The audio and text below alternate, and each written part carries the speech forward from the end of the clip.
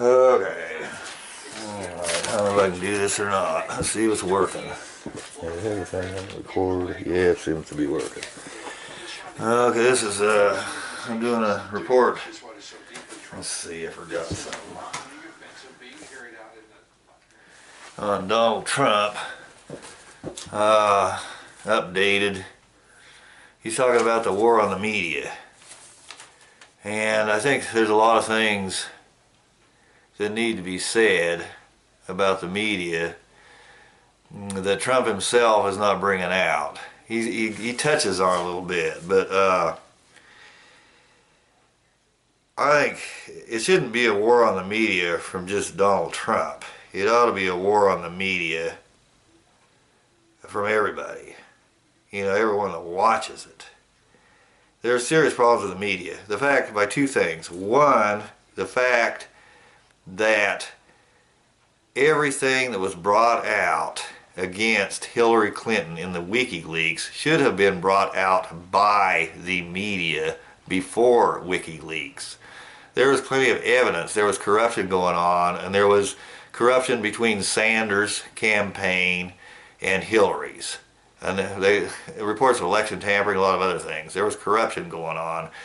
And the media had ample warning of this all over YouTube, for one thing, and plus the fact that Sanders' campaign was almost identical to Ross Perot's, and we know that corporate America stopped Ross Perot from getting elected by keeping him out of the debates and several other things. They should have recognized this with Sanders, and they should have expected that if the Clinton Foundation got campaign money from corporate America and that Sanders was taking it at $27 a piece from the public, that corporate America would do something to keep him out, and that Hillary would probably be in bed with him, and there would be some kind of corruption going on to keep Sanders out of there. I mean, he was knocking corporate America up one side and down the other. He stood right outside Anaheim and knocked Disney and talked about them making their stuff overseas, hiring cheap labor, cheap foreign labor coming in, and driving wages down, and not paying enough money, and you know, sending jobs overseas. I mean, he criticized them up one side and down the other. They should have been aware that this was going to be a problem. And the fact that Jake Tapper or whatever it is on CNN was arguing that the CNN is the fake media, it's on the side of the people, and Trump isn't. If CNN was on the side of the 99%, they would have investigated any kind of corruption that would try to keep Sanders out when he's taking money from the 99%, she's taking it from the 1%.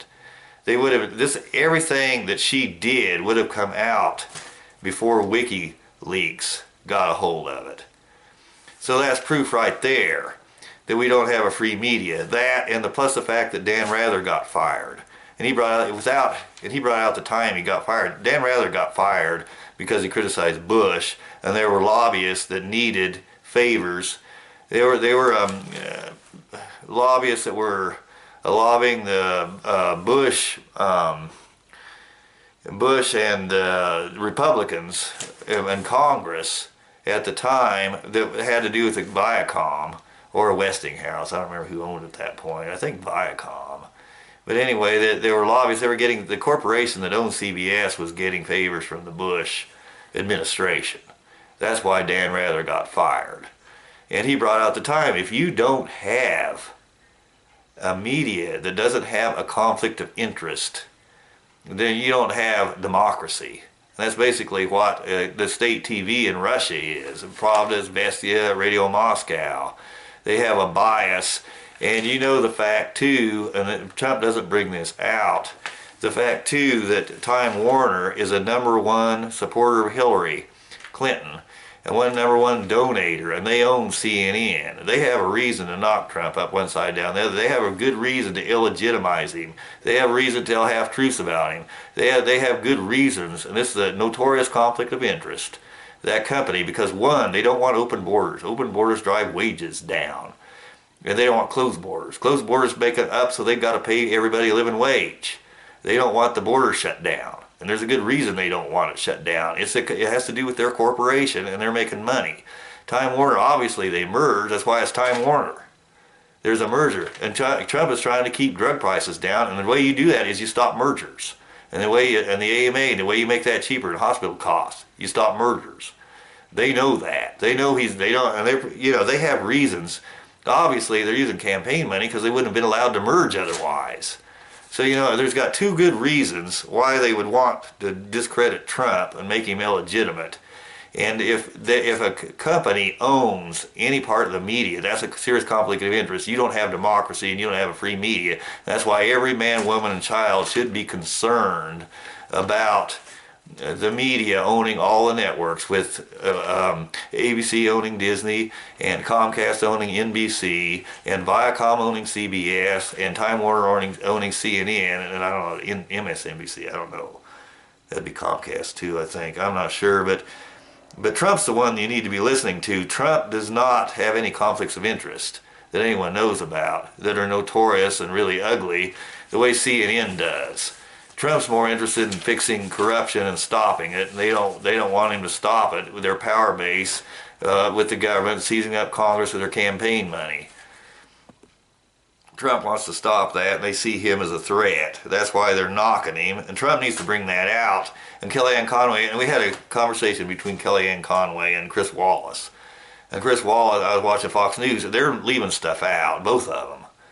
I mean, Chris Wallace comes back and says, well, we need a free media. That's what the media is supposed to do. Like with his dad, Mike Wallace, and William Westmoreland, when he talked about the figure faking and all that, and there was a big libel trial and all that.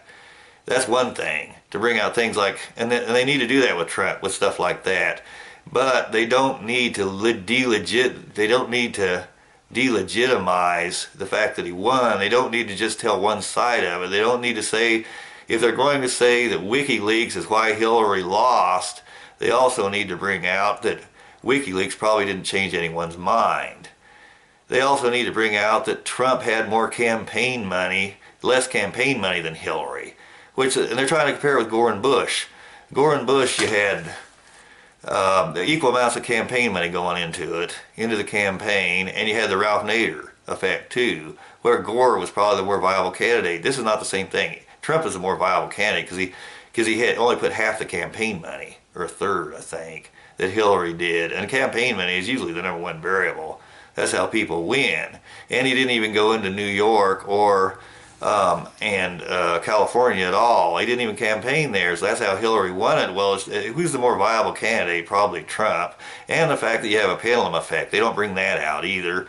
And if they were really a fair media, not trying to delegitimize Trump with some ulterior motive, axe to grind, conflict of interest, or hidden agenda. Let's see, what else? But that's not the same thing. When Chris Wallace comes out and says the media needs to criticize things people are doing, but it needs to bring out both sides of things. And with the election, they need to bring out the fact that the pendulum effect had a lot to do with Trump winning. In other words, people get complacent. If they're like the black men didn't care whether Hillary got in or not, so they all stayed home. They're saying things like that because we've had a Democrat in for 8 years while the Republicans were out and that had a lot to do with why Hillary lost. They ought to bring that part out of it too. They also show all these riots and everything. These protests are going on in Portland and everywhere else against Trump, and it makes it look like no one wants him in there, when actually there's a billionaire who's giving him money, who uses the government to screw the public, seize up Congress with his campaign money. He doesn't want the corruption stopped. Trump's trying to stop the corruption, so he's in there paying all these people to protest. Why did CNN bring that out? They don't bring out both sides of it. It's just half-truths all the time, and that's exactly what Vestia does. You read about Communist Russia, that's exactly what they do. They tell everything that's wrong with the U.S. and don't tell what's right with it. They lie to their people. That's exactly what we've got here, and that's why we need war on the fake news. We need war on CNN. We need war on corporations that own the media. We need a free media that's freestanding, that has no conflicts of interest, that has no corporate ownership, like the ones we had in the 60s. Okay, I guess I covered everything I wanted to. Let's see. Oh, people, the fake news. I'm going to comment on the fake news. How do you know fake news from real news? I don't know, if you read something like, fake news has been around a long time. One of the Koch brothers was saying that everything you see here on YouTube is fake news. Not necessarily. Um, when they say UFOs are Canada's secret weapon, that's clear back in the 60s. It's probably fake because we investigate it. I mean, because you figure that the reason UFOs, a flying saucer is not the way, someone would, an alien would visit the Earth. Because physics is physics, whether you're, on the Crab Nebula or some quasar somewhere. Physics is still physics. It'd probably be a rocket. And the only reason we have flying saucers, basically, is because someone was flying his plane around Mount Rainier back in the 50s and saw flying saucers coming at him. Actually, it was lenticular clouds, more than likely. Lenticular clouds are real common around Mount Rainier. My dad even got pictures of them. And that's how it went national. That's why everybody talks about flying saucers. So anyone that's ever seen a flying saucer, it was derived from this businessman back in the 50s that flew his plane. So you know right away that's probably fake news. If someone saw a flying saucer, it probably wasn't anything, and it probably wasn't, Canada's secret weapon. But that doesn't mean that everyone on YouTube is lying, and they try to get, or just making things up, and you try to get sources that are accurate. I do the best I can.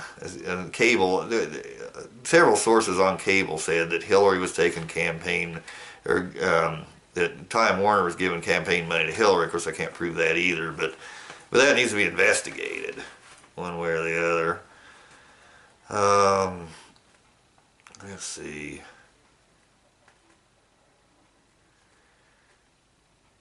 They're also talking about jobs going overseas. CNN, they brought up, they say, well, it's all due to automation. Actually, Trump stopping corruption would do a lot more to create jobs, other than just the stopping of jobs from going overseas.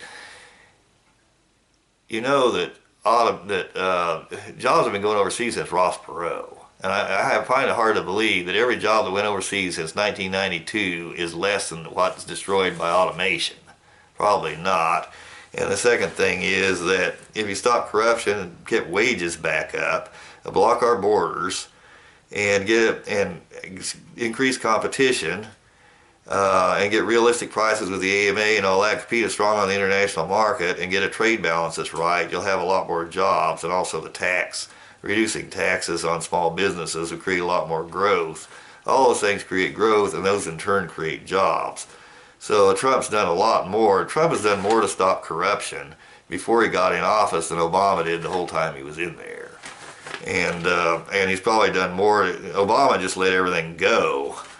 But anyway, I guess, I don't know, I guess that's all. But anyway, this fake news thing, I think Trump and Kellyanne Conway and Chris Wallace, there's more they need to be saying, and it's all in this report I just did. And thanks for watching.